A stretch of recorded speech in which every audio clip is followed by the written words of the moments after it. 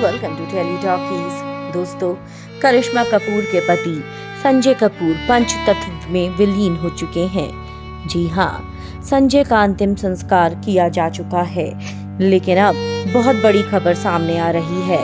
जी हाँ, शमशान घाट में पुजारी ने किया सबसे बड़ा ऐलान और बताई उसने संजय की आखिरी इच्छा, जिसको सुनकर टूट गई करिश्मा कपूर। क्या हुआ था ऐसा और कौन सी थी वो इच्छा जो पुजारी ने बताई? हम आपको बता दें कि कपूर खानदान का वो पुजारी कई सालों से कपूर खानदान की सेवा करता हुआ आ रहा है और कहा जाता है कि उसके अंदर शक्ति आती है और ऐसी ही शक्ति संजय के अंतिम संस्कार के बाद उसमें आई, जिसके बाद उसने संजय कपूर के बारे में एक बहुत बड़े राज का खुलासा किया है।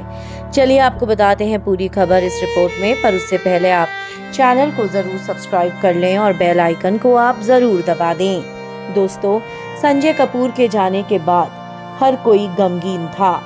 अंतिम संस्कार के समय करिश्मा कपूर ने सारी रस्में निभाई, जबकि कहा जाए तो पत्नी प्रिया सचदेव थी, लेकिन प्रिया सचदेव कहीं नजर नहीं आई।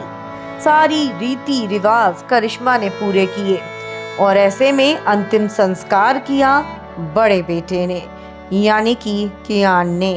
पर अब बहुत बड़ी खबर सामने आ रही है।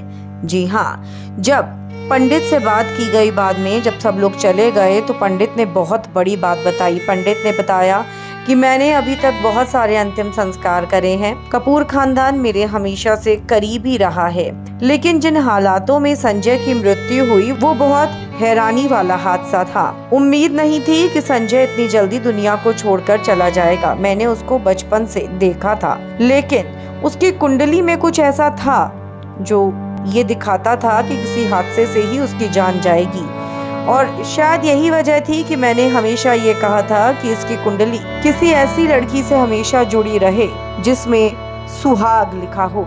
लेकिन उसने तीसरी शादी कर ली और उसमें मैं कुछ भी नहीं कर पाया। लेकिन मुझे जब उसका अंतिम संस्कार कर रहा था तो एक अजीब सी चीज महसूस हुई, माना संजय मुझसे कुछ कहना चाहता है।